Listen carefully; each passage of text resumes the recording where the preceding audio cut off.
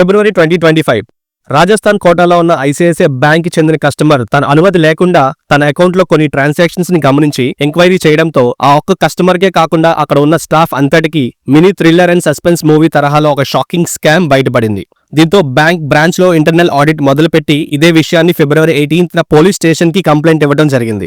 ఈ ఇంటరాగేషన్ లో బయటపడ్డ విషయాలు ఏంటంటే అదే బ్రాంచ్ లో రిలేషన్షిప్ మేనేజర్ గా పనిచేస్తున్న 26 ఏళ్ల సాక్షి గుప్తా 2020 నుంచి 2023 మధ్య కాలంలో 41 మంది ఖాతాదారులకి చెందిన 110 ఫిక్స్డ్ డిపాజిట్స్ అకౌంట్స్ నుంచి దాదాపు 4,58 లక్షలు అక్రమంగా దారి మళ్లించింది. అయితే ఈ కంప్లీట్ ప్రాసెస్ ను ఒక చిన్న లూప్ ద్వారా మొదలుపెట్టింది. ఎంతలా అంటే తను చేసే ఏ కదలికను కూడా కొలీగ్స్ అండ్ బ్యాంక్ మేనేజర్ కి ఎలాంటి డౌట్స్ రాకుండా అకౌంట్ హోల్డర్స్ ఫోన్ నెంబర్స్ ని తన ఫ్యామిలీ అండ్ రిలేటివ్స్ నెంబర్స్ తో మార్చి ట్రాన్సాక్షన్స్ కు సంబంధించి ఓటీపీలను తన దగ్గరికి వచ్చేలా ప్లాన్ చేసుకుని సుమారు 31 ఖాతాల నుంచి 1,34,00,000 విలువైన ఫిక్స్డ్ డిపాజిట్స్ ను ముందుగానే మెచ్యూరిటీ అవ్వక ముందే క్లోజ్ చేయించింది.